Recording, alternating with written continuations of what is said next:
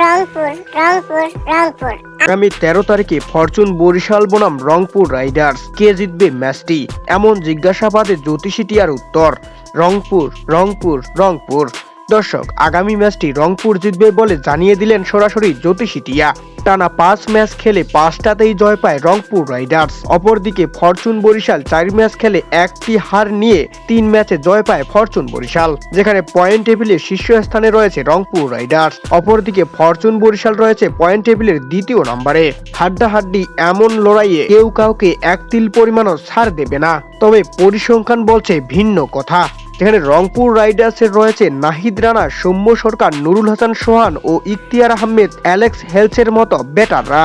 অপরদিকে ফরচুন বরিশালের রয়েছে তামিম ইকবাল, তাওহিদ হৃদয়, মুশফিকুর রহিম, মাহমুদুল্লাহ রিয়াদের মতো ব্যাটাররা। তবে যাই হোক, ভাগ্যের ও পরিসংখ্যানের ব্যাপারে রংপুর রাইডার্সকে এগিয়ে রাখলেন জ্যোতিষী টিয়া। তো দর্শক, আপনাদের কি মনে হয় কোন দল জিতবে তা জানিয়ে দিন আমাদের ভিডিওর কমেন্ট বক্সে। ধন্যবাদ।